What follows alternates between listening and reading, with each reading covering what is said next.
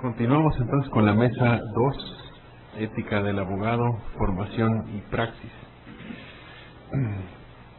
Y si no tienen inconveniente los distinguidos miembros del Presidium, voy a precisamente presentarlos en el orden que está el programa. En primer término tenemos al doctor Carlos de la Isla. El doctor Carlos de la Isla es profesor emérito del Instituto Tecnológico Autónomo de México. Él imparte cursos de ética de los negocios, ética, sociedad y empresa, problemas de la civilización contemporánea, ideas e instituciones políticas y sociales, historia sociopolítica de México y problemas de la realidad mexicana contemporánea, entre otros cursos. Pertenece al Departamento Académico de Estudios Generales y también ha tenido una actividad docente en la UNAM y el Instituto Politécnico Nacional y en la Universidad Iberoamericana. Pues sin más, es un gusto, doctor Carlos, tenerlo aquí en el Instituto y adelante con su ponencia. Muy buenas tardes y muchas gracias por la invitación. No es posible una teoría de la educación sin una teoría de la verdad. No es posible entender el quehacer y el deber de la ética en un mundo de mentiras y de sombras. Por el contrario, cito, quien contempla la verdad evitará las torpezas terrenas, dice Platón. Y por eso agrega, la educación consiste en caminar el camino de las sombras a la luz, de la oscuridad de las sombras a la luz de la verdad. Es difícil encontrar una expresión más intensa, significativa y cargada de evidencias sobre las angustias, los engaños y frustraciones del hombre contemporáneo que el mito de la caverna narrado hace 24 siglos por Platón en su República. La genialidad del gran filósofo griego pudo percibir y describir el tormento, la dominación y la idiotización de las personas manejadas por los grupos de un poder perverso. Solo su genialidad pudo discernir las causas y sobre todo mostrar el único camino para su liberación. El sometimiento es despiadado, cito. Imagínate una caverna subterránea y figúrate unos hombres que se encuentran allí atados por los pies y el cuello, de tal modo que hayan de permanecer en la misma posición y mirando tan solo hacia adelante, imposibilitados como están por las cadenas de volver la vista hacia atrás. Fin de cita. Los encadenados tiesos y rígidos contemplan las sombras, las danzas de las sombras sin variación. Sombras de hombres y mujeres, sombras de mercados y mercaderes, sombras de goces y dolores, de valores y verdades. Si tuviesen que dialogar unos con otros, ¿no crees que estarían seguros al dar a las sombras que ven el nombre de las cosas? Fin de cita. Ciertamente esos hombres tendrían que pensar que lo único verdadero son las sombras. Juran que las sombras son la realidad. Excelente expresión del mundo de mentiras. Excelente descripción de nuestro mundo en el que las falsedades, las sombras, se aceptan como las únicas verdades. ¿Quién podría negar que en la gran caverna de nuestro mundo los hombres, encadenados desde niños, están obligados a contemplar en una sola dirección las sombras que construyen y proyectan los grandes manipuladores, quienes también han logrado convencer de que esas sombras son lo único que existe, son la única verdad? Algunos ejemplos de sombras. Democracia. Enorme sombra compuesta de infinitas cabezas humanas en perspectiva de masa móvil, uniformemente cambiante, de manejo dócil y flexible, con esporádicos grupos de dirección opuesta, de fácil inclusión y absorción. La voz del eco asociada a esta gran sombra suena así. La democracia, gobierno que se legitima por el voto de las mayorías. No importa que esos votos sean de los miserables que buscan el poder para dominar y alimentar sus vicios. No importa si son votos ignorantes que eligen el color favorito o un fetiche y no a un gobernante. No importa si en el mercado de los votos existen los precios más variados, votos por platos de lentejas, por botellas de tequila, votos aún más baratos, comprados solo con las promesas del terreno, de la casa, de la legalización de la tierra ya invadida. No importa el precio del voto burgués comprado con la promesa del cargo público, del apoyo oficial, del reparto del poder. En la sombra de la democracia no existe ni el más insignificante matiz de autogobierno, de autoinstituciones. Nada sobre las agrupaciones de ciudadanos libres y conscientes que se reúnen para discutir problemas, leyes, proyectos. Ningún grito apasionado para defender el lema "el poder somos todos". Ninguna pasión por la igualdad, por la libertad, por la participación, por la responsabilidad. En síntesis, ningún rasgo de democracia en la sombra de democracia. La globalización. Percibida también como si fuera la única verdad, aparece la inmensa sombra de la globalización. El efecto de esta sombra es alucinante.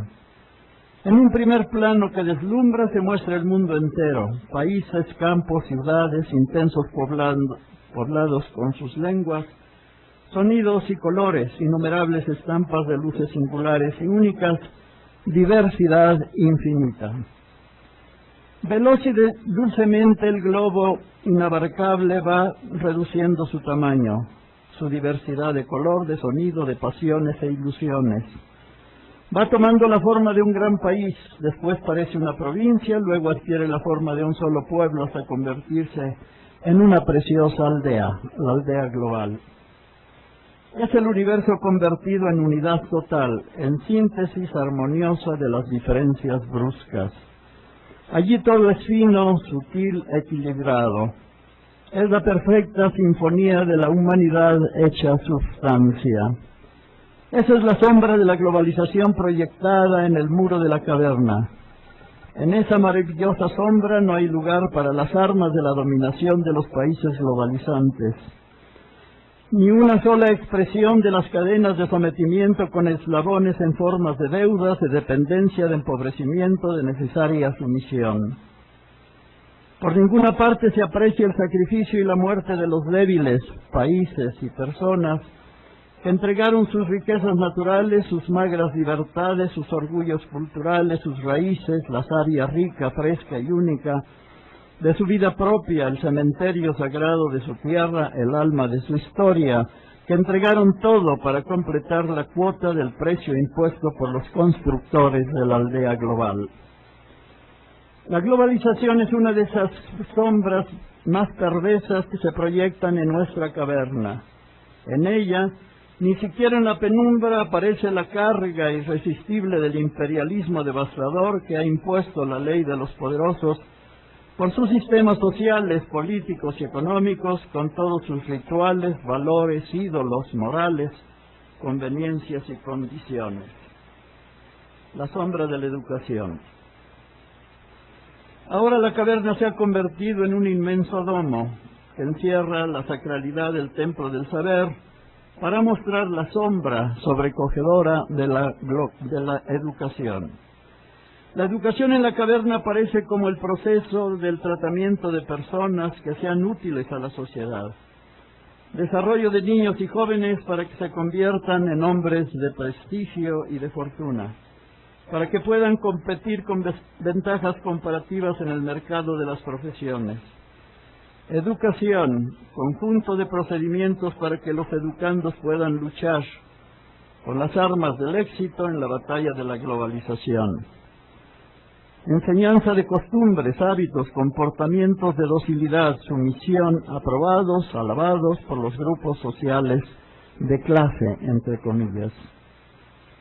En la inmensa sombra de la educación no hay resquicio alguno para el desarrollo de personalidades diferentes de acuerdo a potencias, cualidades, intereses, habilidades diferentes. No hay espacio para una educación que propicie el crecimiento de la personalidad total. Afirmación de la inteligencia privilegiando el pensamiento crítico, cultivo de la imaginación, de la creatividad, de la sensibilidad estética, de la voluntad que construye la resiedumbre del carácter, para poder elegir y disentir.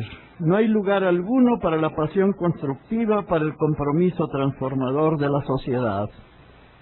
No hay un mínimo espacio para una reflexión de ética social, porque los programas de las carreras a la carrera exigen todos los segundos y energías para atesorar los conocimientos verdaderamente valiosos por vendibles. Es dramática esta sombra de una educación para el sometimiento, para el amaestramiento, para la conversión de personas en mercancías, pero mucho más dramático aún es que se acepte, que se defienda esa educación como la única verdaderamente útil, competitiva, funcional y que conduce al éxito. La sombra del éxito. Esta sombra es una sombra singular. Aquí aparecen multitudes incontables jaloneadas por una fuerza de atracción irresistible como por la felicidad que se anhela desde la más profunda interioridad del inconsciente. El éxito se ilumina en la caverna con el encanto de la luz deslumbrante, metálica de la fortuna. De hecho, cada hombre lleva a cuestas la etiqueta pesada o ligera de su precio fortuna. Ese precio define el tamaño del éxito. Hay etiquetas insignificantes que no alcanzan el valor completo de $1 y hay precios tan cargados de ceros que derrumban a sus cargadores. Pero siempre el éxito depende del precio, exactamente como las mercancías que se aprecian por el tamaño de su precio. Hay mercancías depreciadas que en vez de fortunas cargan el angustioso peso de la necesidad, como el niño que carga trabajos infames, como la muchacha cargada de vejaciones y violaciones de los que pagan, como los trabajadores doblegados por su trabajo convertido en carga odiosa inevitable. Esta es la mercancía más depreciada y despreciada por su abundantísima oferta en la compraventa de personas. Esta es la mercancía casi regalada por la delirante necesidad. El éxito fortuna ha invadido el mercado con otra mercancía, la mercancía degradada de aquellos que quieren, que deciden ser mercancía. Los que rigen incondicionalmente su vida por su valor de cambio, entregándose a cualquier uso. Aquí en las sombras de la caverna platónica aparecen todas las muestras vendibles de las profesiones, las más demandadas y programadas por la evaluación mercantil. En el extremo opuesto y oscuro están casi desfallecientes las carreras que piensan al hombre, a la vida, el sentido de la vida, el misterio de la vida. Allí se encuentran, por supuesto, la que los más grandes filósofos de todos los tiempos llaman filosofía, la más alta y necesaria de las ciencias, pero ciencia devaluada, porque no sirve para nada en los intercambios mercantiles, porque su tesoro es la verdad, y la verdad ni se compra ni se vende, simplemente no cotiza en el mercado de las acciones con éxito, entre comillas. En los inmensos escaparates de estas singulares personas voluntarias mercancías yacen los ilustrados, que producen las ideas que van al alza en la bolsa de valores. Allí están universitarios que solo estudian e investigan lo rentable, lo productivo, los que miden su valor y su éxito por el precio que les asigna la contratación de la competencia que cotiza. Ocupan lugar privilegiado en este escaparate singular de mercancías aquellos políticos de las 1000 máscaras que manejan con cinismo y tiranía las ideas, los partidos, la inteligencia y la ignorancia, la riqueza, la pobreza y la miseria, la promesa omnipotente y redentora, para ocupar la silla y después usar el látigo de la dominación sin límites. Allí se encuentran los vendedores de la soberanía nacional, que entregan la banca, el comercio, el turismo, los recursos del mar y del campo y hasta los recursos humanos, los que venden para beneficio personal lo que es México y de los mexicanos. Y no hay necesidad de hablar de esa mercancía que sobre todo en los últimos tiempos ha rasgado el velo de todo pudor para mostrar sin recato la etiqueta con el precio que se entrega al regateo. deportistas, actores, compositores, artistas, escritores. En la sombra que expresa el éxito, nada aparece relacionado con el ser personal, con la sapiencia del Homo sapiens, con la prestancia de la voluntad que hace hombres recios y determinados. Nada que inspire genialidad, intuición creadora, libertad liberadora. Nada de sensibilidad heroica ni de la potencia transformadora del amor. Ninguna alusión al hombre cabal, a la palabra de honor, a la honestidad incorrupta, a la inspiración de valores que dan tamaño a la existencia. Éxito y felicidad están reducidos a la plataforma chata y metálica de los valores contables. Los media. La sombra de los media es deslumbrante. Una inmensa pantalla muestra simultáneamente los acontecimientos de todos los continentes, de las ciudades, de los campos de batalla, de los mercados de valores. Allí las decisiones de los pentágonos y de las casas blancas y rosadas. Las conferencias en paraninfos universitarios, las obras de teatro y hasta la vida íntima en sus más íntimos quehaceres. Los media han construido un mundo radicalmente diferente y han producido un hombre moldeado a escala, habitante de ese mundo diferente. La actitud de los encadenados en la caverna ante la sombra de los media es de asombro, de perplejidad, de un desconcierto maravillado. En esa sombra, sin embargo, no aparece el mundo de telemarionetas manejadas por controles mediáticos por otras marionetas. Nada dicen, porque es secreto de alto riesgo, sobre las técnicas especializadas que emplean para apoderarse del acontecer del mundo y llevarlo al laboratorio de la transformación, para despedazar la realidad y con sus añicos construir el mundo de imágenes que los videntes deben captar, asimilar, digerir y aceptar como la única verdadera realidad. La tiranía mediática ya invadió la política. Bien se ha dicho que los regímenes se han simplificado, mejor dicho, unificado. No más democracias, monarquías, aristocracias, meritocracias. La polis está siendo gobernada por la tiranía de los medios. La mediocracia es el régimen político dominante, impuesto por la plutocracia internacional. Ninguna protesta del Homo sapiens que rige sus decisiones, emociones y hasta sus pasiones desde su propia conciencia, que es el conocimiento de su conocimiento. Del hombre reflexivo que en la flexión de su entendimiento sobre sí mismo entiende las cosas, pero sobre todo entiende su mismidad, su identidad, la responsabilidad de serse, su autonomía, su dignidad. Ninguna protesta del Homo sapiens frente a este homúnculo artificial producido en el laboratorio de la clonación mediática. Nada se dice en el mundo de las sombras de los medios sobre la patología insaciable de los dueños, poseedores del poder mediático para quienes todo se vale con tal de cosechar gruesas ganancias en la vendimia.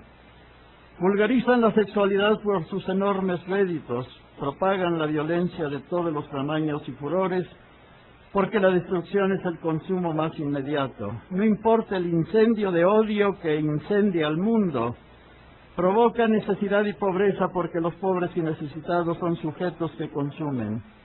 Agreden a países débiles por la razón sencilla del derecho, entre comillas, para otorgar el poder de la selva, y que les otorgue el poder de la selva y porque cuentan con la fuerza de los medios para justificar, legitimar y hasta santificar la intervención. La sombra de la justicia.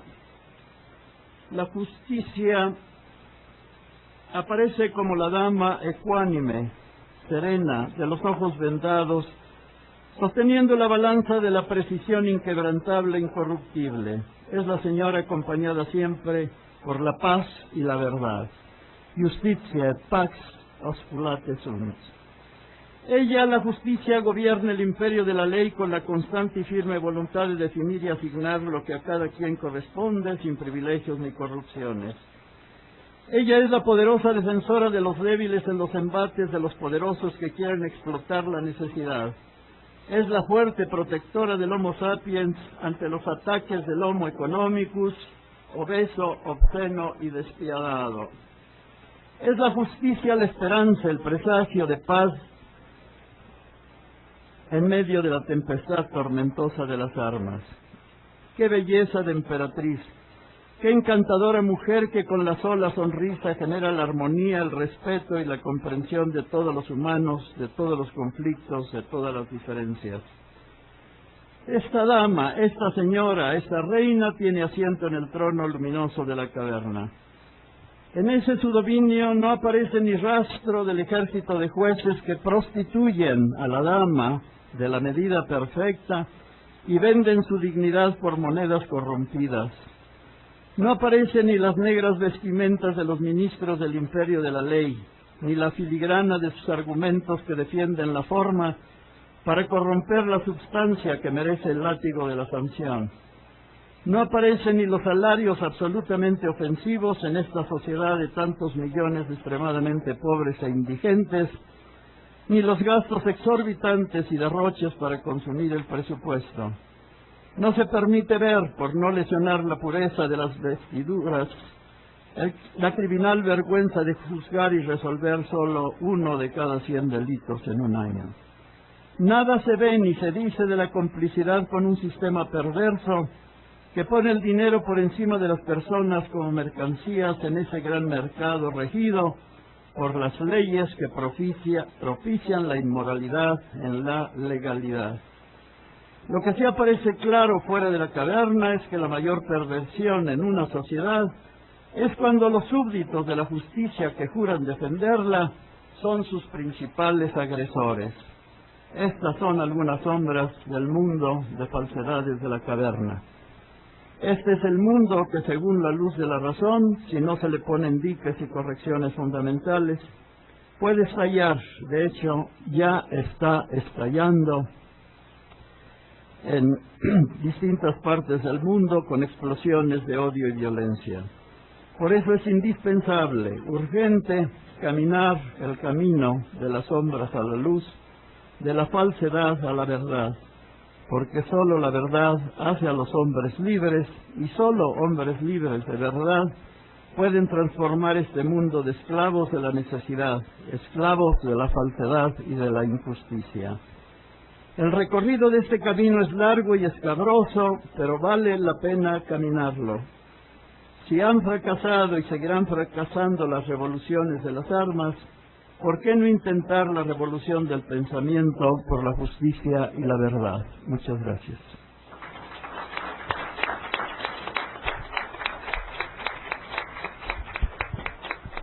Muchas gracias al doctor de la Isla.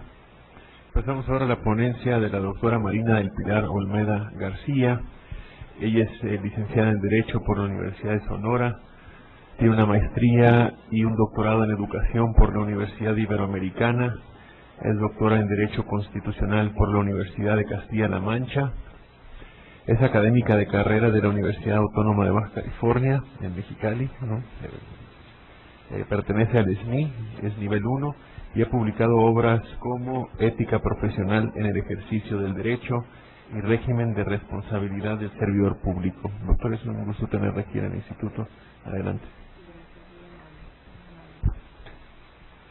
Buenas tardes.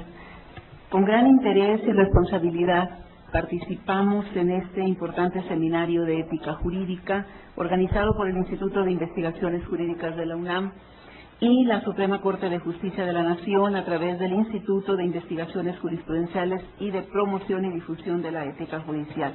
Agradezco en mucho la invitación a participar en este seminario, particularmente la invitación del doctor Javier Saldaña Serrano, de la doctora María del Pilar Hernández y naturalmente de nuestro moderador, en este caso baja californiano, del doctor Juan Vega Gómez. El tema que se aborda es de la importancia de profundizar en la formación axiológica, en el aprendizaje y enseñanza del derecho. Nuestro trabajo está estructurado en 5 puntos. El primero de ellos, una mirada a la educación desde los valores. En los últimos años, la bien llamada crisis moral que enfrenta la sociedad ha despertado un gran interés por los valores. Se identifica, así, que la educación de un ser humano no solo integra el dominio de una disciplina y su aplicación. Las exigencias que se plantean al proceso de aprendizaje, enseñanza, van más allá. Se parte entonces que educar comprende el dominio de los conocimientos, el desarrollo de competencias o habilidades de aplicación y el cambio de actitudes. Alcanzar estas tres exigencias plantea el compromiso de cambiar el concepto tradicional que sobre formación universitaria se ha tenido, es decir, el de transmisión de conocimiento, por el de formación integral. Filósofos y pedagogos destacados, entre los que se encuentran Kant, Hegel, Gadamer, Frey y Bauman, han reflexionado sobre la formación en los ámbitos social y cultural. En varias obras se analiza la palabra Bildung, cuya traducción al español que se considera afortunada es formación. La historia de la palabra la ubican algunos pensadores en la época griega y reconocen en la obra de Homero el significado de este término respecto de la conformación de las personas. Se encuentra también la palabra paideia, con una fuerte relación con las virtudes y el logro de las mismas, siendo la más importante la de arete, traducida usualmente como excelencia. Diversos autores aluden a la paideia Christi y a las aportaciones de algunos de los filósofos cristianos como San Agustín y Santo Tomás, quienes asumen la formación de las personas como una creación del Ser Supremo. Un significado distinto al concepto de formación se debe después a la secularización propiciada por pensadores como Kant y Humboldt, quienes aluden a otras capacidades del ser humano y a la consolidación de los talentos hasta llegar al desarrollo de la hermenéutica, que la considera de distintas maneras en el ambiente de la educación. Bien, podríamos seguir revisando el bagaje teórico que nos han heredado los educadores en esta materia, pero bueno, vamos a resumir en lo siguiente. Para Emilio Durkheim, la educación tiene por objeto desarrollar en el niño un cierto número de estados intelectuales y morales que exigen de él tanto la sociedad política tomada en conjunto como el medio especial al que está destinado particularmente. La definición de este autor parte de la idea de que el hombre es un ser que responde a un sistema de sentimientos, ideas y costumbres que expresan en nosotros el grupo del que somos parte integrante, como las creencias religiosas, las tradiciones, el arte, las prácticas profesionales, las opiniones colectivas y, por supuesto, las prácticas morales que forman en su conjunto a un ser social. Así, el formar a ese ser en cada una de las personas que integran una sociedad es el objetivo de la educación. Moral, religión, lenguaje, costumbre, ciencia, arte, entre otras obras sociales, forman la voluntad humana que se sobrepone al deseo y elaboran las nociones cardinales de la inteligencia del ser humano que define su comportamiento. Las sociedades humanas desde sus orígenes han regulado el comportamiento de miembros a través del desarrollo de sistemas normativos sociales. Sin embargo, a medida que las sociedades se hicieron más complejas, nace la necesidad de establecer principios o directrices que orientaran el comportamiento de la sociedad en su conjunto. A este respecto, Agnes Heller afirma que desde sus orígenes las sociedades humanas han regulado el comportamiento a través del desarrollo de sistemas normativos sociales, cuyo propósito es garantizar el adecuado funcionamiento de la sociedad. Sin embargo, a medida que las sociedades se fueron haciendo más complejas con el surgimiento de distintos estratos sociales, el sistema normativo desarrollado no era suficiente para prever y regular todas las situaciones conflictivas que pudieran presentarse, ya que las exigencias sociales de un estrato podían ser distintas a las de otro. Estas líneas directrices, llamadas así por Agnes Heller, son los valores, los cuales se expresan a través de los sistemas normativos vigentes en una sociedad. La moral de una sociedad está compuesta por el conjunto de exigencias sociales expresadas en valores que llegan a las personas a través de sistemas normativos sociales.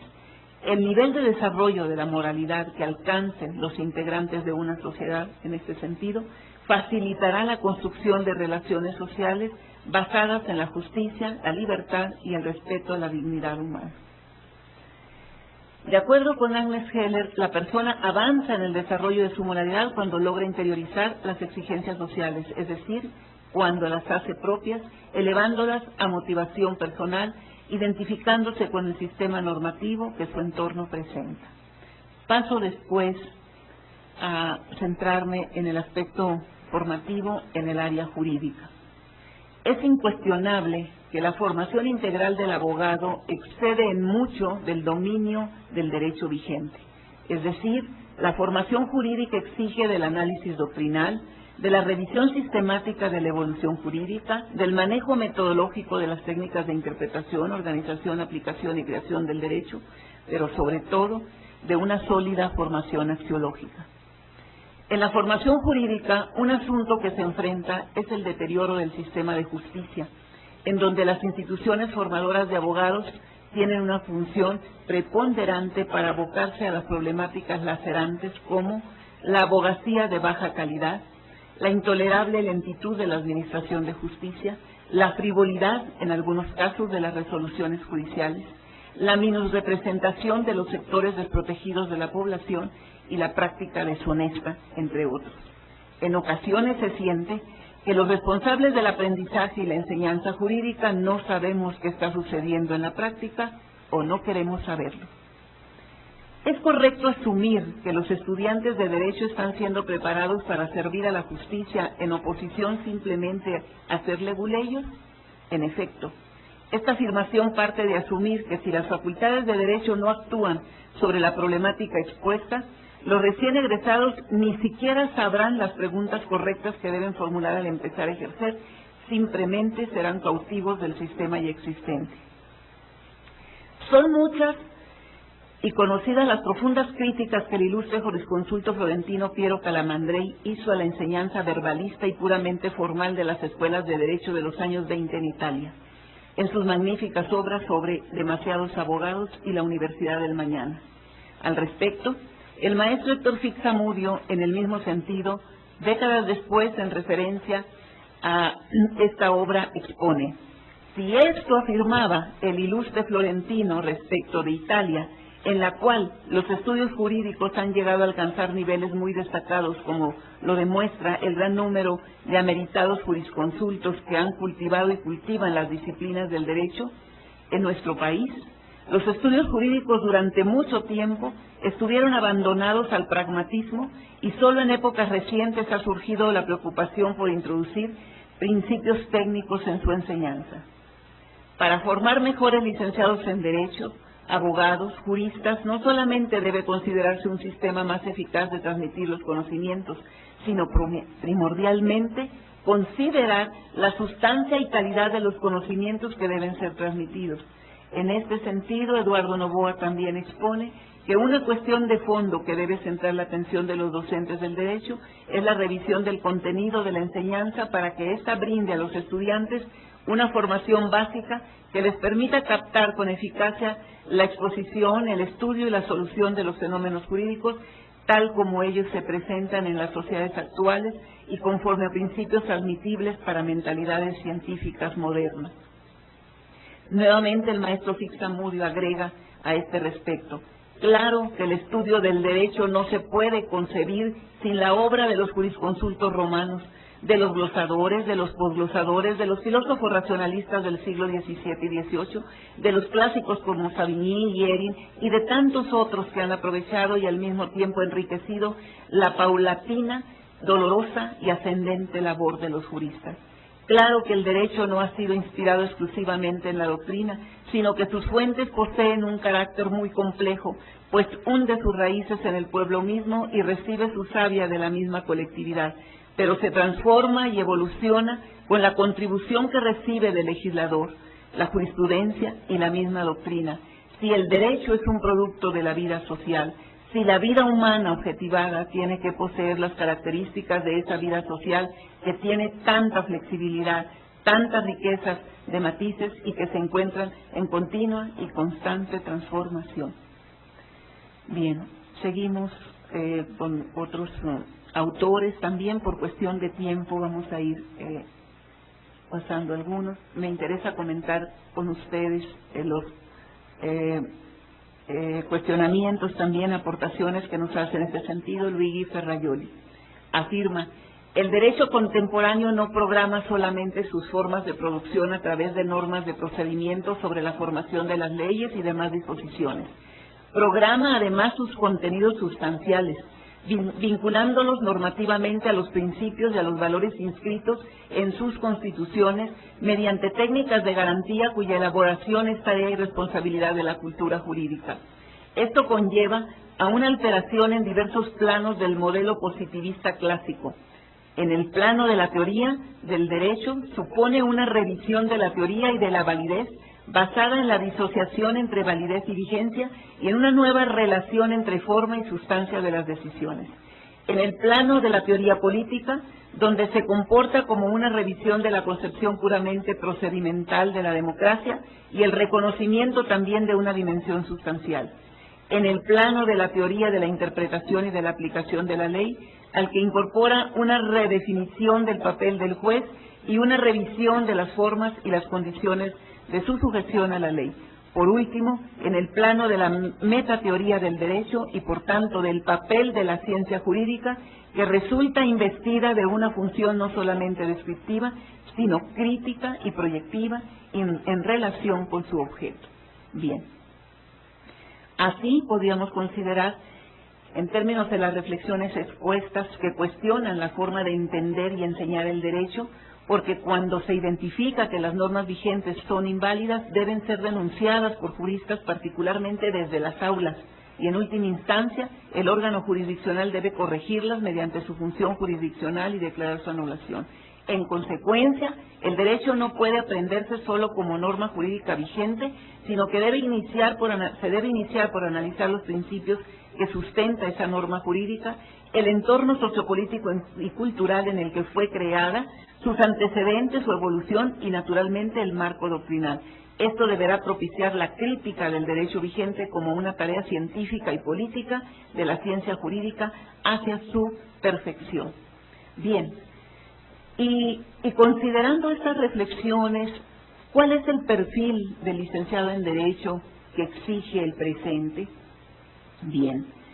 Grande es la preocupación de los juristas y educadores por mejorar la formación de los profesionales de la ciencia jurídica. Esta preocupación se ve reflejada en los esfuerzos de actualización y reforma de los planes de estudio en las universidades, en los que se han ido perfeccionando las metodologías de diseño curricular con una visión holística mediante un trabajo científico que se acredita con la aplicación de procedimientos reflexivos, sistemáticos, creativos y críticos en algunas instituciones de educación superior.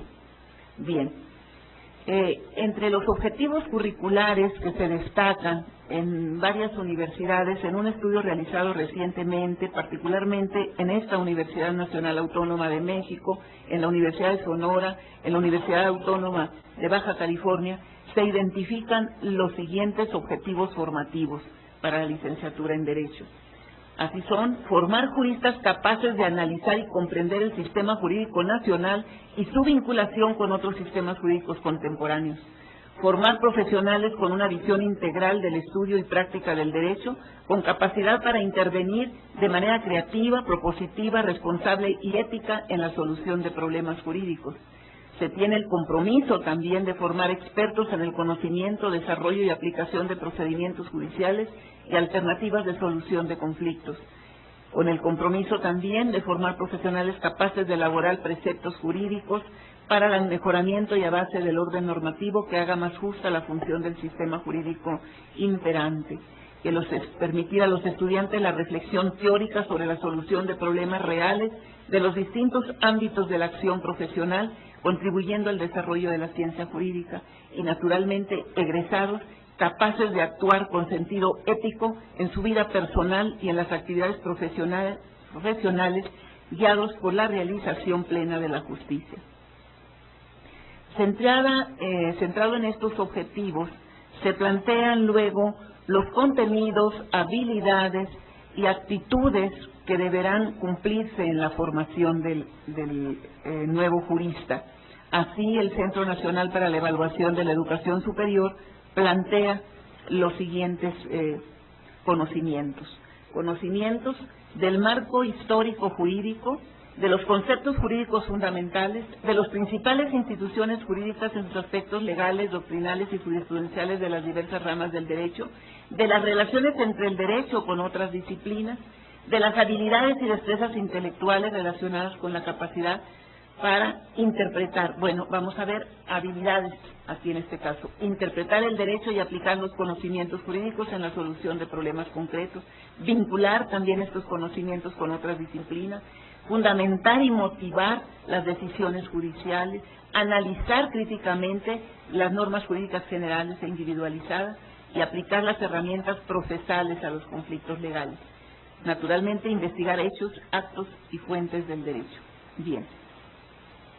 Pasamos a la parte, el ámbito profesional del derecho creo que ha sido suficientemente abordado en la mesa anterior y me interesa pasar a unas reflexiones sobre la ética ya en sentido estricto para las consideraciones finales. El tiempo es muy rígido en este caso, ¿verdad? Muy malo. Así es, un ámbito que no se puede dejar de lado en toda formación profesional, naturalmente es la formación axiológica y más en ciertas profesiones como las sociales y las humanidades, como en el caso del derecho. Aquí está. Quisiera comentarles más adelante, aquí está Rafael Gómez Pérez y el maestro Saldaña, hacer referencia a algunas reflexiones que nos hace el propio doctor Javier Saldaña Serrano, quien afirma que una de las más graves omisiones en la investigación jurídica de nuestro país es sin duda haber dejado de lado la reflexión teórica sobre la ética jurídica, particularmente la judicial.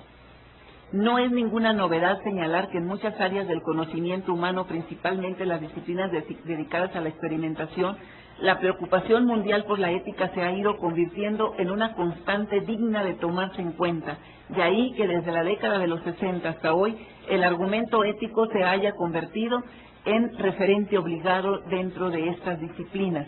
Y sigue afirmando el maestro, este no es el caso de las disciplinas prácticas, excluyendo por supuesto la propia ética. Me refiero a la política, la economía y el derecho, las que en su momento parecieron desestimar tal argumento. Sin embargo, en los últimos años estamos asistiendo a lo que podría calificarse como una rehabilitación del argumento ético dentro de estas disciplinas, particularmente las relativas al ámbito jurídico.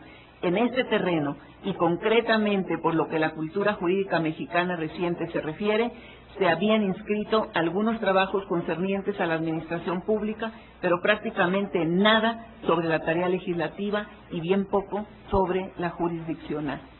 Bien. Vienen después algunos comentarios sobre las causas de este olvido y concluimos pues naturalmente con la importancia de fortalecer en la formación jurídica el área axiológica. Para concluir con lo siguiente, debe considerarse así que no solo es necesario tener un ejercicio profesional en constante contacto con la ética profesional, sino que es de interés cotidiano. Por supuesto que ante la posible dificultad que pudiera encontrarse en la determinación de los principios éticos orientados hacia la realización del bien, es conveniente que se examinen en particular los deberes que se han considerado como integrantes de las reglas de conducta morales que conforman la ética del servidor público, por ejemplo, una parte, del legislador por otra, de quien participa en la actividad jurisdiccional también. Bien, se hace referencia en este trabajo, que los invito a que lo sigan leyendo y que compren mi libro de ética profesional, donde me detengo más en esta materia, y vamos a pasar a unas consideraciones finales, a manera de conclusión.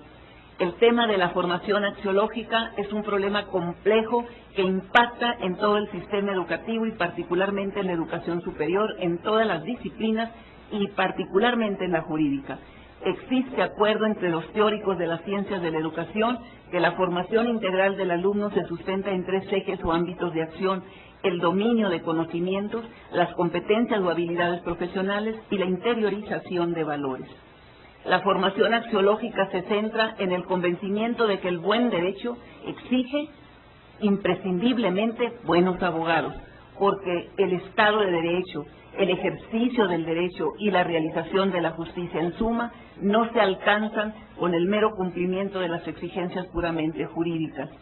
El nuevo perfil del profesional de las ciencias jurídicas que se requiere para enfrentar los retos del derecho en el presente obliga a replantear el proceso de aprendizaje y enseñanza de esta ciencia. Esto implica, entre otras cosas, que el nuevo profesional deberá estar preparado bajo un perfil renovado, apegado a la más excelsa moral. Todo propósito de renovación del derecho debe realizarse como actividad multidisciplinaria, en especial en áreas como filosofía, sociología, historia, antropología, ciencia política, economía, administración y contabilidad, entre otras, tanto mediante asignaturas diferenciadas, así como la inclusión mediante temas de asignaturas específicas del derecho. Dar al derecho en sus distintas ramas el contenido teórico adecuado, comprendiendo sus métodos, sistematizando sus reglas, descubriendo sus nuevas instituciones y principios, abandonando el plano de la exposición pura de preceptos positivos con que se pretende enseñarlo, es de gran importancia. Es necesario, por tanto, replantear los métodos de aprendizaje y evaluación en la formación jurídica. Las propuestas del modelo educativo por competencias aportan mucho en este punto. Y por último, naturalmente, dar un mayor impulso en la formación integral del futuro abogado mediante la profundización de contenidos axiológicos y métodos didácticos que incidan hacia cambios significativos en el ejercicio, en un ejercicio profesional más ético. Muchas gracias.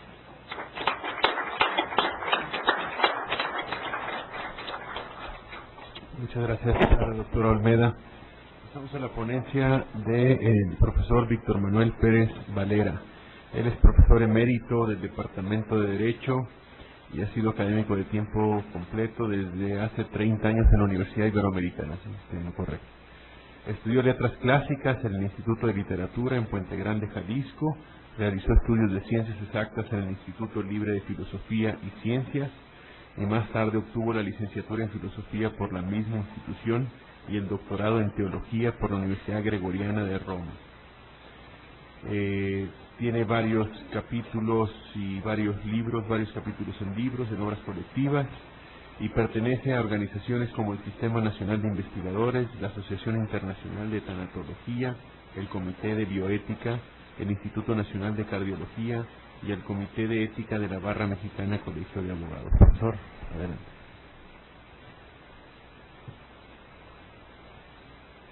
Es la tercera vez que tengo invitación a este instituto de fama internacional. Me honra mucho el ser invitado de nuevo. Yo quisiera dedicarme este breve espacio que tengo a la pedagogía de la deontología. Bueno, pero no sé si se va a ver con esta cámara algo, ¿no? No, yo lo que quiero es que vean este esquema. Sí, si quiere lo puede poner adelante.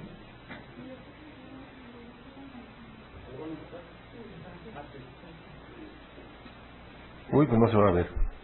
Sí, está viendo. Ah, sí, está bien. Bueno. Tengo 20 años enseñando en la deontología jurídica, si no es que 25. Y después de muchos esfuerzos, aunque mis estudios no fueron enfocados a la ética originalmente, los estudios que hice de judaísmo moderno, el pensamiento de Abraham Joshua Heschel y de Buber, me llevaron a la práctica de las reflexiones religiosas y filosóficas. El primer problema que tengo con los alumnos es que hay que persuadirlos de la importancia y de la necesidad de la ética.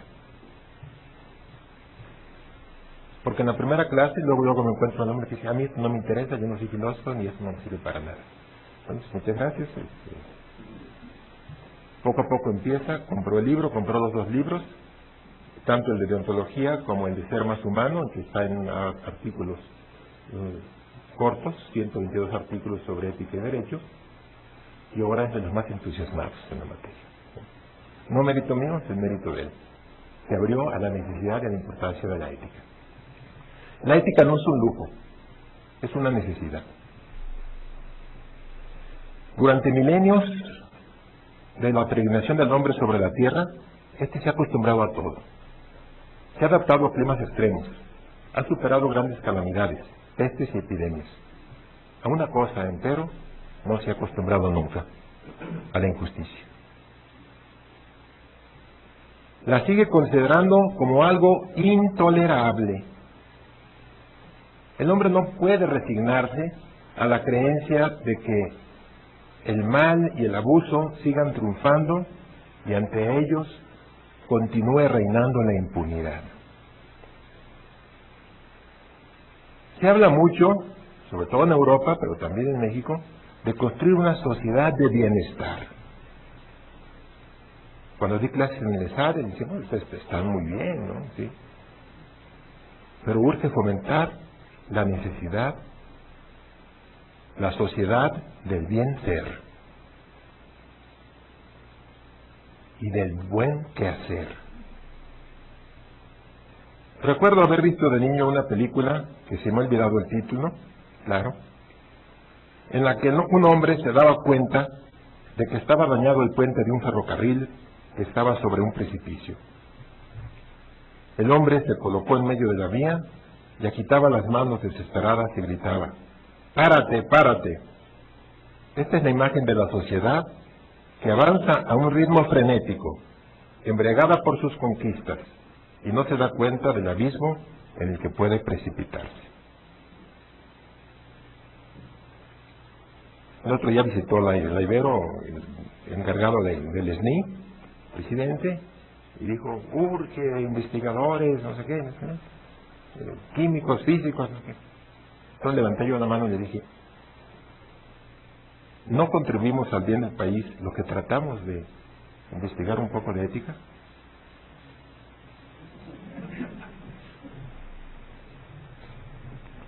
Sin olvidar el mal de telón de fondo, debemos subrayar más los aspectos positivos. Erich Fromm nos habla de la dicotomía entre ser y tener. Es más fácil compartir lo que se tiene que lo que se es.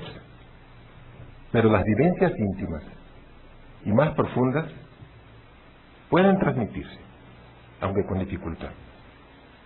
Difícilmente se pueden compartir vivencias interiores y las más íntimas convicciones.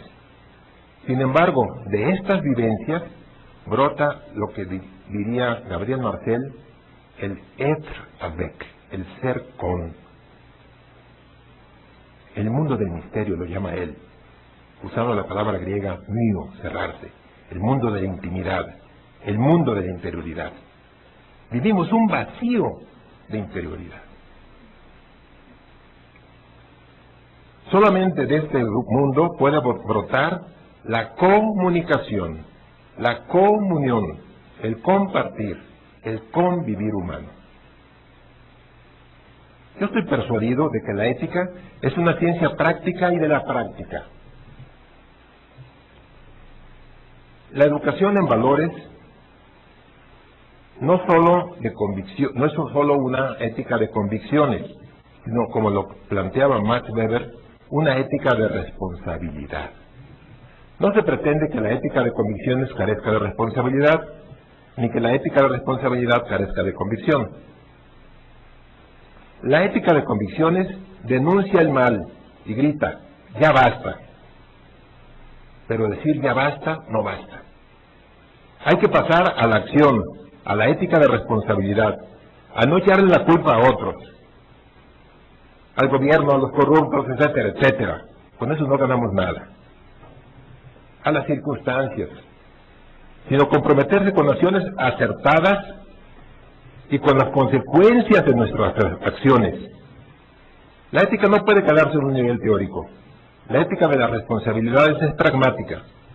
Es una ética de lo posible, que analiza las circunstancias y decide, reconociendo sus limitaciones, pasar a la práctica, a las acciones concretas.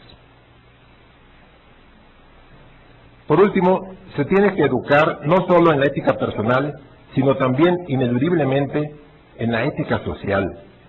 Las estructuras sociales en las que tenemos que actuar son complejas y no dependen de la voluntad de un sujeto aislado. Es necesaria una acción colectiva, por lo menos atender a la dimensión ética de las profesiones, especialmente la profesión del abogado, del juez, del legislador, del político.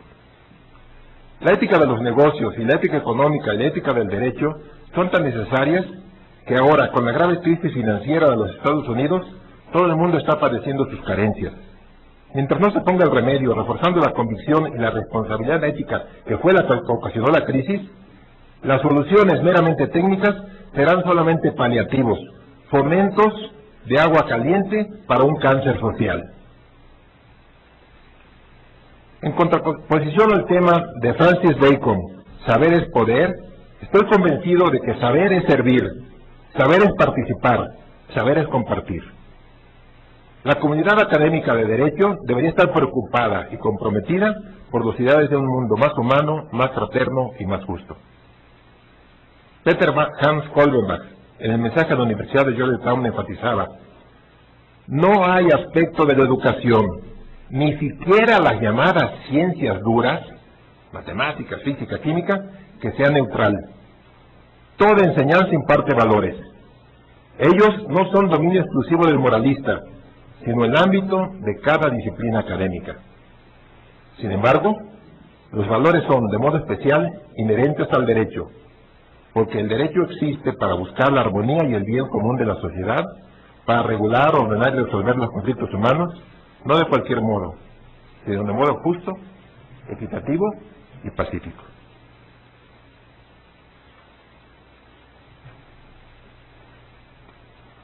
Se ha citado algo del derecho romano, de los pensadores romanos. Terminando tenía una frase impresionante, muy breve: quid leyes sine moribus. ¿Para qué queremos leyes si no hay ética?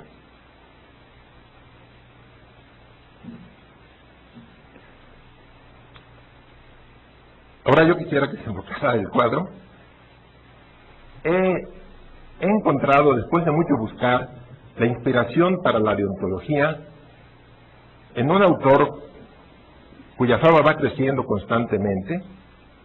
Por ejemplo, una de las revistas de filosofía más importantes de Europa, una revista brasileña editada en Braga, acaba de dedicar un número especial a Bernard Lonergan.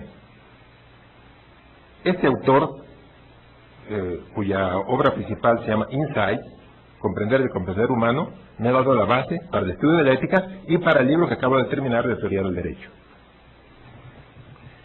La ética constituye el ámbito que inspira y cobija los más nobles sentimientos del ser humano. Sin ética el hombre estaría sin hogar. Acuérdense que el hombre es el único ser que tiene su ser como tarea. El único ser que tiene su ser como tarea. Y se construye y se destruye por sus acciones. ¿Éticas o falta de ética? El perro no puede desperrizarse. La vaca no puede descaballizarse. El caballo no puede descaballizarse. La vaca no puede desvacarse. El hombre sí puede deshumanizarse. Y de hecho se deshumaniza. Y como dice Goethe en el prefacio del Fausto, puede hacerse más bestia que las bestias. Por eso, decía con toda razón Luypen, que la ética es el mínimo, que el derecho es el mínimo de ética exigible. Si en su elaboración y su aplicación no fuera iluminado por la ética, se convertiría el derecho, y se está convirtiendo, o se ha convertido, en una de las ciencias más perniciosas de la humanidad. Veamos una breve síntesis del método empírico generalizado de Bernard Lonergan. Entonces, vamos al esquema. ¿Ya se ve?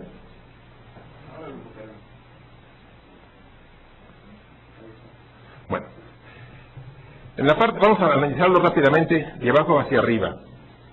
A ver si tenemos algo de tiempo. De abajo hacia arriba. Yo les digo a los alumnos, claro, bromeando, les voy a enseñar a pensar. Y al final, algunos me dicen, ¿de veras me enseñó? Ah, bueno, yo lo decía en broma. Todo surge, aparte de abajo, del deseo irrestricto de conocer y de amar. No tengo que extrañarlo mucho en esto, son los únicos deseos que no tienen condiciones, que no tienen restricciones. Todos los demás deseos, excelentes y buenos, se saturan. Y muchos acaban causando dolor.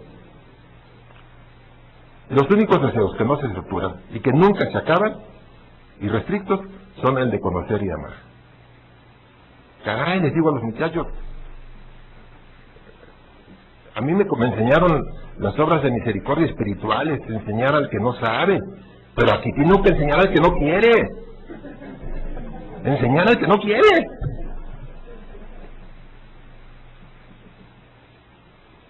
Dramático, dramático. Miren, suelten su deseo irrestricto de conocer y de amar, y van a ser como esos caballos pura raza que nadie los detiene, ¿no?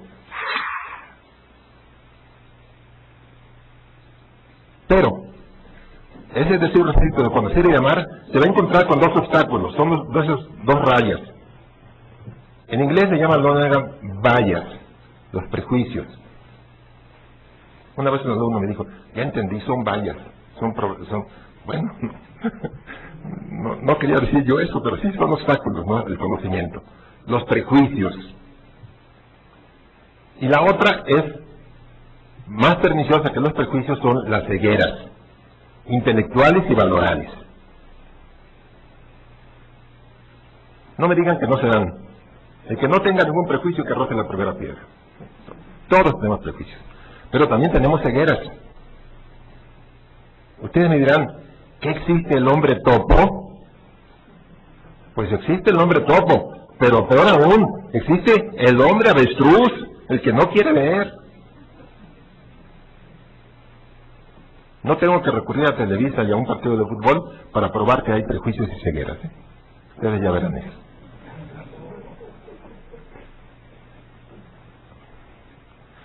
Pasamos entonces superamos los prejuicios y las cegueras. Y nos vamos a encontrar con los 4 niveles de conciencia.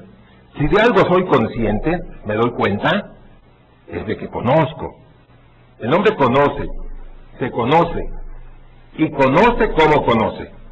Pero si no profundiza en eso, no sé qué estudia. No sé con qué base va a conocer. Conocer el conocer humano es el subtítulo del libro Insight de Bernard Lonergan. Conocer el conocer humano. Si logran esto, ya lo hicieron. Conocer el conocer humano. Bueno, el esquema, por la sencillez, puede parecer incluso algo de perogrullo, pero luego hay que profundizarlo. Y para profundizarlo, eso sí, nos llevaría un semestre. Pero quiero dejarles más o menos el esquema básico. Experiencia, intelección, juicio y decisión. Por otro lado, fíjense, es la manera espontánea como conocemos todos. La manera espontánea. El descubrimiento del Lonergan, pues si acaso fue enfocar más y estudiar más el segundo nivel, el insight del chispazo interior. Y para esto pues necesitamos no una gran demostración. Empiezo yo a hablar. ¿Me escuchan allá atrás? Ni adelante. Pues primero hay que oír. Ok, les voy a hablar. Επeiρέτερ πολλόγι τεχέιρεσαν, αναστάσεις αγίγασιν. Περί των πεπεροφορμένων και μη πραγμάτων. Θα τους παρέδωσαν και μήνκο για παρθέτα, τόπτα και κυπερέτα και νόμετρο του λόγου. ¿Me escucharon? Sí, primer nivel. ¿Me entendieron? Segundo nivel. No, porque es griego moderno. No saben ustedes griego moderno, a no ser que haya alguno que sea de heleno. Bueno, entonces, ¿qué pasa? Que ya pasamos al segundo nivel. ¿Sí? Ya entendieron. Pero no basta con entender. ¿Está diciendo la verdad este señor? Es lo más importante. Porque entender mentiras nos lleva a muchas cosas. Entender falsedades o verdades a medias. Y no nos detenemos nada más ahí. El hombre tiene que actuar, tiene que decidir.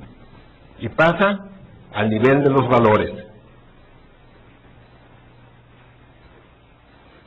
Bueno, este esquema, además de ser espontáneo, es irrestricto.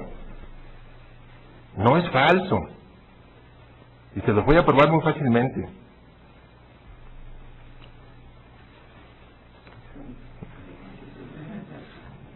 No, mami, en 5 minutos no voy a acabar. Bueno, se los voy a tratar de probar fácilmente. ¿Me están escuchando? ¿Me están entendiendo? Sí, ¿no? Sí, bueno, sí, contesten, sí, me están entendiendo. Ahora, hay aquí una persona muy crítica, y le digo, estoy hablando con la verdad. No, estás diciendo falsedades. Entonces quiere decir que todo lo que estoy diciendo hay que tirarlo a la basura. Sí, pues ya me dio la razón, porque usted siguió experiencia, intelección, juicio y valoración. Los mismos esquemas lo siguió. Aún rechazando el esquema, lo está confirmando. Hay 8 características y relaciones entre los 4 niveles. Obviamente con 4 minutos ya me comí uno, no los voy a poder explicar. Pero lo que sí les quiero decir es esto, que este esquema nos lleva, lo más importante de estas relaciones es la autoapropiación. Lonergan le llama autoapropiación, self-appropriation. ¿Qué significa esto? Que tengo que apropiarme la verdad, tengo que apropiarme el valor y ejercitarlo y decidir, deliberar, evaluar, decidir y actuar. Y si no hago esto, soy un paralítico espiritual. No estoy actuando valoralmente. Bueno, esto me lleva, la autoprofesión, me lleva a 20 ejercicios. Se los digo rápidamente. El esquema es esto. Vean ustedes al final los imperativos de este método. Está atento, sé inteligente, sé razonable, sé responsable y ama. Esto es lo que nos llama, le llama Lonergan, ser sujeto auténtico. Y no puedo eliminar uno de los niveles. Es una escala perfecta que va subiendo. No puedo llegar a los valores si no tengo los datos. No puedo llegar a los valores si no entiendo los datos. No puedo llegar a los valores si no llego a la verdad. Porque la intelección solo me lleva a hipótesis. El segundo nivel. Sin embargo, el segundo nivel es quizás el más interesante. Él lo ha estudiado muy profundamente. Es el chispazo insight, el chispazo interior, el chispazo inteligente. Que es lo que le pasó a Arquímedes cuando le pone el problema de si era un nodo de oro, la corona. Le dice al rey, dame tiempo. Necesitamos tiempo para estudiar. Las ideas no se vienen solas. Y llega un momento en que viene con la gran alegría el chispazo inteligente. Y sale gritando, bueno, es tal su alegría, ¿no?, que dice la tradición, ¿no?, que sale corriendo desnudo a los baños de Siracusa y va a estar otro detrás con la toalla diciendo, tápate, Arquímedes, porque, ay, es que ya lo descubrí, Heureka, lo encontré. La gran alegría, ¿no? Lo demás no le importa, ya descubrió, tuvo el chispazo inteligente. Bueno, yo trato, no siempre lo logro, de que todos los alumnos en la clase de ética tengan chispazos inteligentes, pero no nada más uno, sino chispazos inteligentes que sean para después de la universidad, para toda la vida. Quisiera terminar nada más con esto. Dice Lonergan que el hombre tiene diferentes horizontes del conocimiento. El primer horizonte del conocimiento es muy chiquito. Sabemos lo que conocemos, sabemos que conocemos. El segundo círculo es más amplio. Sabemos que no conocemos. Este círculo se llama la docta ignorancia. Docta porque por lo menos sé que no sé. La docta ignorancia. Un círculo más grandote. Y hay otro círculo, quizá todavía más grande, que es el que yo quiero al que mis alumnos caigan en la cuenta y lleguen. Es el círculo de la completa ignorancia. Ni siquiera sé que no conozco. Y ahí están probablemente para muchos estudiantes universitarios los grandes problemas más duros, más difíciles del país, que los ignoramos. Entonces les digo, miren, luchen por abrirse a esos horizontes, ampliar sus horizontes. Y que lo que no conocen de plano, lo pasen a la docta ignorancia. Que sepan que no lo conocen. Pero luego pásenlo a conocimiento.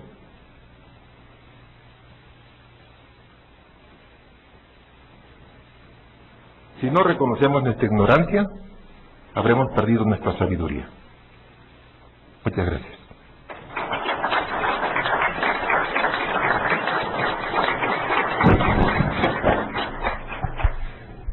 Muchas gracias, doctor. Estamos a la ponencia también del maestro Víctor Manuel Reyes Gloria. Él es originario de Ciudad Juárez, Chihuahua. Precisamente tiene estudios en la Universidad Autónoma de Ciudad Juárez, en el Instituto de Ciencias Sociales y Administración, precisamente en la Escuela de Derecho. Tiene diplomado en Análisis y Prospectiva Política. Está impartido en la Universidad Iberoamericana. Y también participó en un seminario de Derecho Electoral impartido por la Casa de la Cultura Jurídica en Ciudad Juárez, Chihuahua. Ha publicado más de 300 artículos en diversos medios desde 1993 a la fecha y precisamente se ha desempeñado como profesor titular en el Centro Universitario de Ciudad Juárez con las materias Derecho Civil y Derecho Procesal Civil. Profesor, gracias. Buenas noches. Pues, antes que nada, yo efectivamente soy originario de Ciudad Juárez, Chihuahua, y resido todavía en Ciudad Juárez, Chihuahua. No he querido salir del pueblo, con todos los problemas que son conocidos, sobre todo inseguridad pública, conocidos nacionalmente. Hace rato que decía la senadora acerca de a los chavos que les preguntan qué quieren ser de grandes, Chihuahua, Durango y Sinaloa son de las regiones más conocidas donde contestan que quieren ser narcos. Desafortunadamente, yo creo que Baja California anda por ahí en lo mismo, ¿no?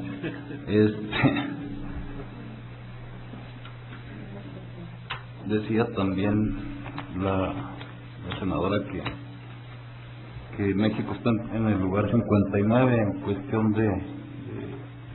de corrupción.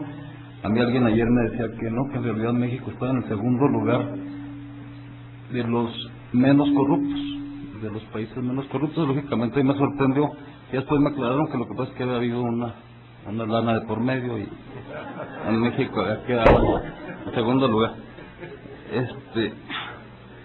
Pero bueno, yo quiero agradecer profundamente a la Suprema Corte de Justicia, al Instituto de Investigaciones Jurisprudenciales y Promoción y Difusión de la Ética Judicial, y por supuesto al Instituto de Investigaciones Jurídicas de la UNAM por haberme dado esta oportunidad. No venía a platicar estos chistes, pero ya salieron. Pues sobre todo, hace rato escuchando al maestro de la isla, de veras me congratulo de estar compartiendo esta mesa con esa riqueza en la prosa, ritmo y cadencia que de su exposición, cuyos recursos discursivos y acertadas analogías de esas sombras y de las cavernas que hace respecto de nuestra situación y de nuestro país. Ese acierto tuvo el tino de la generación de la envidia, ¿no? De la envidia esa que nos reta a mejorar, a alcanzar esos niveles de magnificencia, de excelencia en el manejo de la retórica. Yo quiero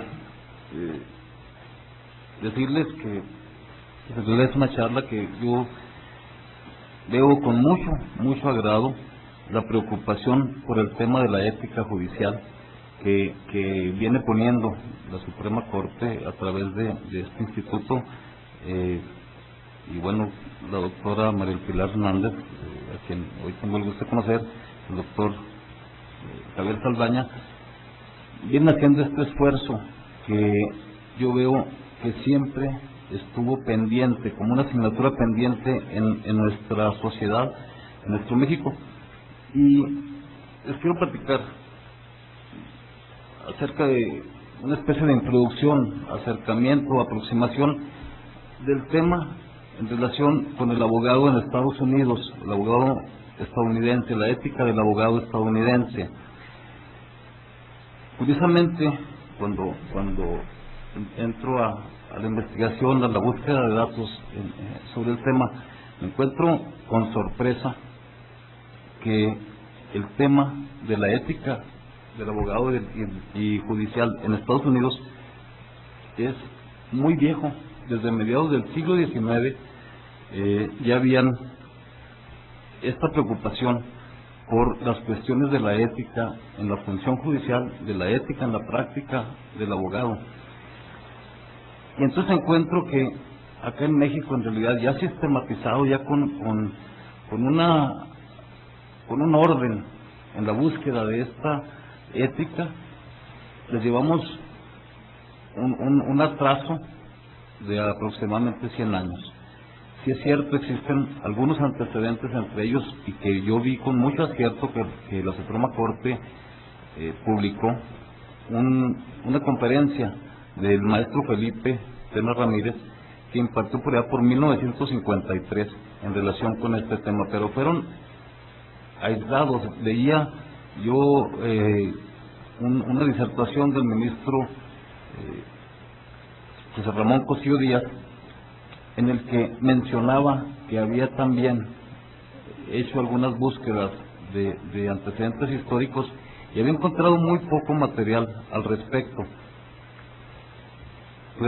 de esta preocupación de la ética, que el maestro Javier Saldaña dice: hay hoy, por fortuna, una rehabilitación de ese argumento. La preocupación, les mencionaba, en Estados Unidos por el tema es bien distante en el tiempo, pero también hay que mencionarlo cuando se inicia. Son una especie, dice por ahí algún autor, de un potpurrí de buenas maneras o de buenas costumbres. Son reglas de buenos modales inicialmente que efectivamente, como hasta la fecha, no vinculan de manera obligatoria. Pero para entrar un poquito más en el tema de los abogados estadounidenses y en general de las costumbres estadounidenses y la visión de la ética en el aspecto judicial y de la práctica de la abogacía, tenemos que entrar también por entender algunas diferencias en las costumbres que existen entre el pueblo norteamericano y el de nosotros. No voy a hacer un largo catálogo de estas, pero como ejemplo nada más, yo les preguntaría a ustedes cuál es, en opinión de ustedes, la fecha más importante que convoca la reunión familiar aquí en nuestro país, aquí en México. ¿Cuál sería? ¿El Día de las Madres? Navidad, el Día de las Madres. Allá en el norte, donde yo soy, en Ciudad Juárez concretamente, es más la Navidad que el Día de Reyes, como se acostumbraba, no sé si todavía antes, aquí en el centro del país. Pero bueno, la Navidad, el Día de Reyes, el Día de las Madres. En Estados Unidos, ¿cuál creen ustedes que es el día que convoca y que reúne a la familia en general? El Día de Acción de Gracias, el tercer jueves de cada noviembre. Y para nosotros el Thanksgiving no viene de una celebración de allá de los peregrinos que llegaron en el Mayflower por allá hace muchísimos años.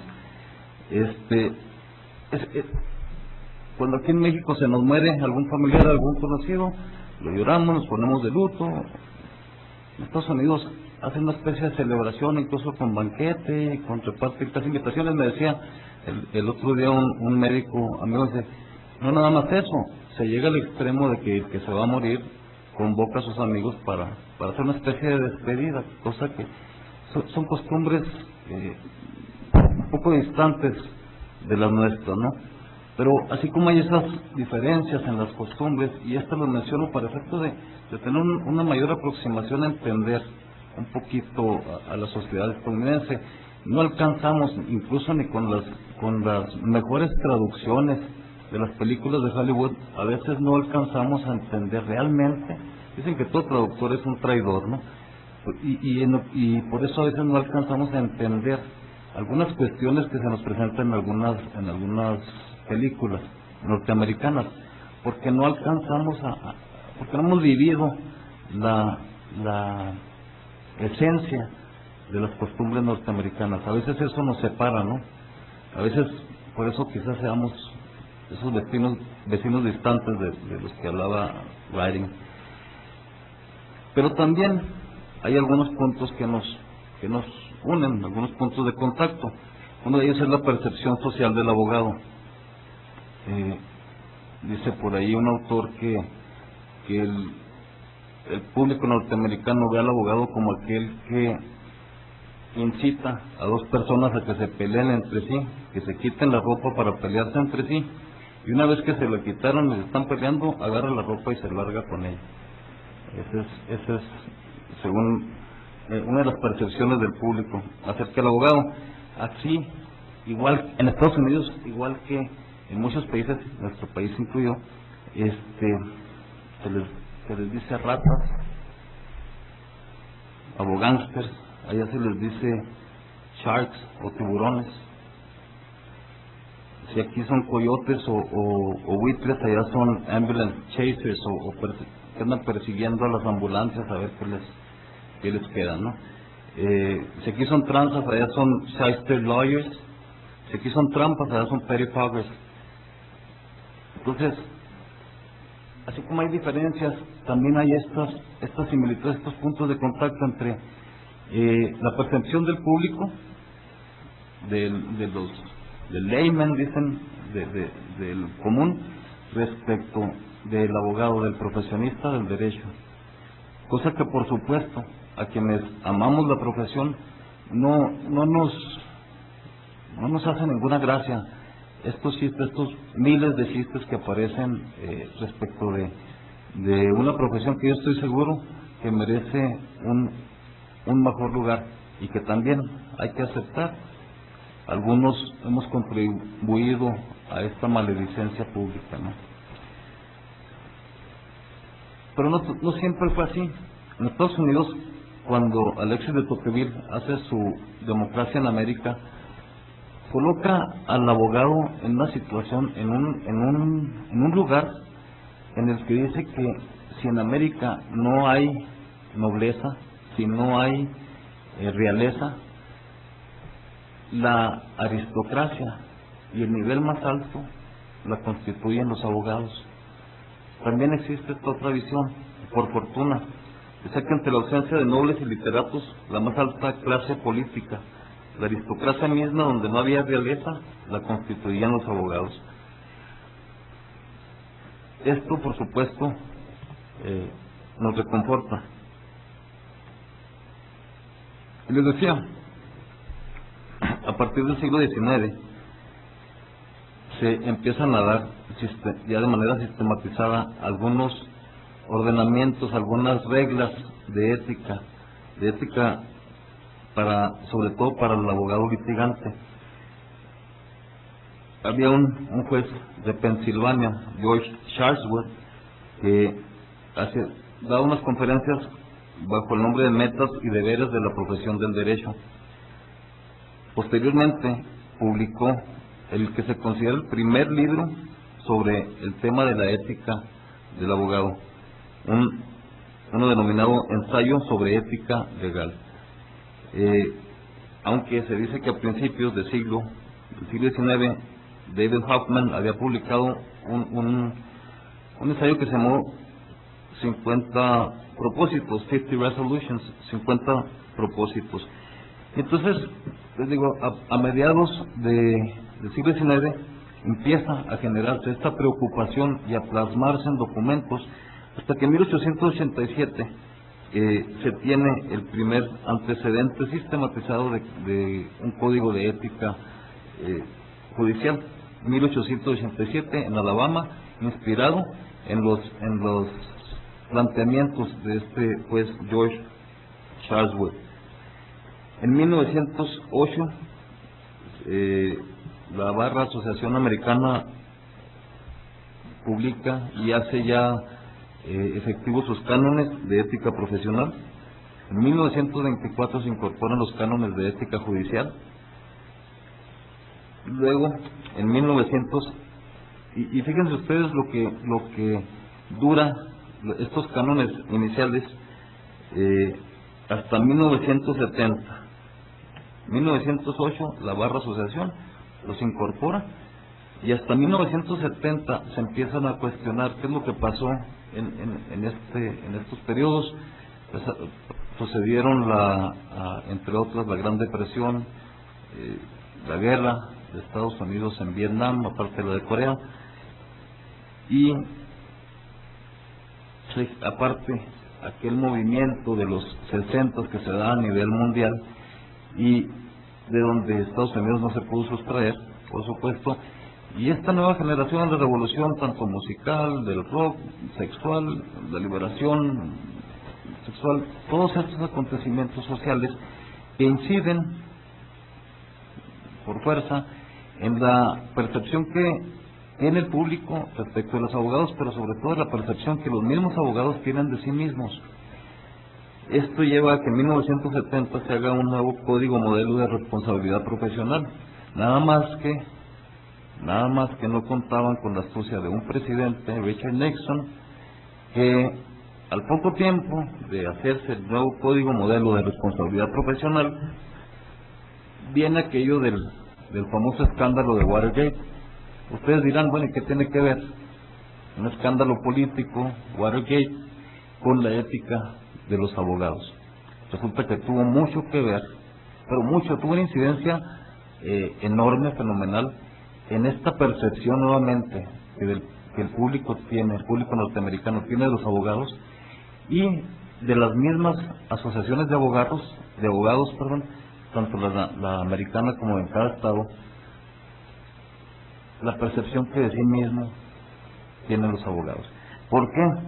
Porque resulta que en ese escándalo de Watergate estuvieron involucrados decenas de abogados en la comisión de varios delitos que iban desde el fraude, blanqueado de dinero, espionaje, intervenciones telefónicas, grabación de conversaciones, desde el mismo Richard Nixon, que en la Casa Blanca tenía un sistema de grabación, y que, bueno, de ahí surge fundamentalmente lo que finalmente lo lleva a renunciar a la presidencia, lo único en la historia, y ya me están apurando, pero bueno, este acontecimiento lleva a que nuevamente se entre a la discusión respecto de la función del abogado, de su lugar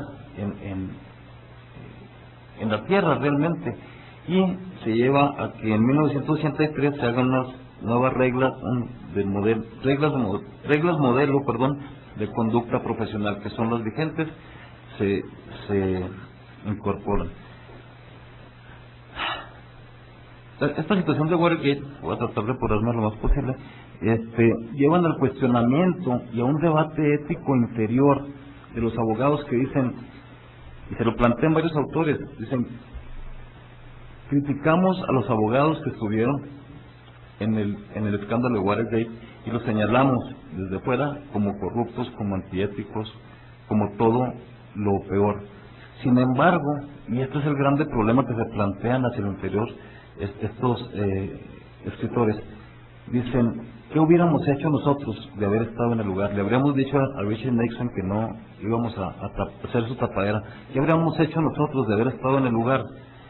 Este cuestionamiento interior y privado, sostienen algunos, es más grave, es más profundo y es el inicio de un nuevo debate en Estados Unidos, en el que han contribuido y con mucho varios autores, entre ellos voy a citar nada más a tres: Hazard, Michael Parenti, que es un excelente escritor y crítico del sistema norteamericano, y Anthony Kronman, que fue director de la Facultad de Derecho de la Universidad de Yale, y que durante sus 10 años de dirección la mantuvo en el primer lugar, incluso por encima de la de Harvard. Y Kronman asegura que aparte de proyectar un profundo amor por la profesión y por el abogado, se lamenta de que hoy el abogado atraviesa por una crisis de identidad, cuando Kronman lo visualiza como el abogado estadista que debería ser el paradigma, el ejemplo a seguir, el que se involucra no nada más con su profesión para realización personal. Él dice, ser abogado es ser un hombre realizado, es decir valió la pena vivir simplemente por el hecho de ser abogado. Sin embargo, hoy, dice Krugman, el abogado estadista parece que se está perdiendo y no encuentra Anthony Krugman o no ve en el futuro una salida hacia una mejoría. Él pareciera que nos quisiera provocar a coadyuvar en el mejoramiento de esta percepción del abogado. Creo que es algo a lo que no escapa, a pesar de que estoy hablando del abogado norteamericano, creo que es algo que compartimos también nosotros. Y bueno, finalmente, para ya no aburrirlos, porque además se me acabó el tiempo, debo decirles que en Estados Unidos hay muchas instituciones privadas, organizaciones no gubernamentales, que a diferencia de nuestro país, están muy involucradas en la cuestión de la ética judicial, de la ética del abogado. Menciono nada más rápidamente, como ejemplo, la Universidad de Cornell, ubicada en Ithaca, Nueva York, que tiene un departamento de derecho importante y dedicado en gran parte al estudio y difusión de la ética del abogado.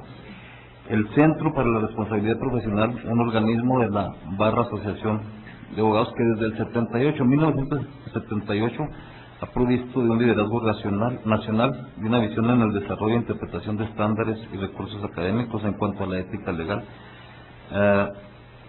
La Barra Asociación está en constante revisión y modificación de sus reglas, la última en febrero de este mismo año.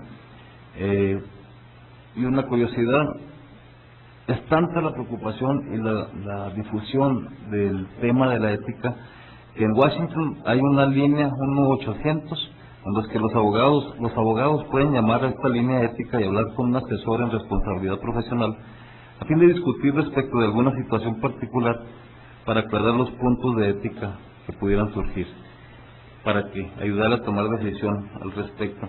Está la Sociedad Americana de la Judicatura, fundada en 1913. Son organizaciones no gubernamentales preocupadas por acercar al público norteamericano hacia el sistema de justicia, a que lo conozcan, lo reconozcan, que se acerquen a él y que tengan un mejor entendimiento de la función del abogado, pero también sirven como vigilantes de la ética de los funcionarios y de los practicantes. No quiero, ya, con esto termino. La verdad es que en nuestro país no existe esa cultura tan arraigada como existe allá, y al contrario existen pocos mecanismos para monitorear y sancionar el comportamiento antiético. Termino diciendo que comparto la visión de algunos de los compañeros de la mesa, en el sentido de que hace falta con mucho hacer obligatoria durante la carrera de Derecho en todas las escuelas del país los cursos de ética judicial, de ética del abogado en la práctica, y que seminarios como estos de veras son bienvenidos y sé que van a continuar. Gracias por su atención.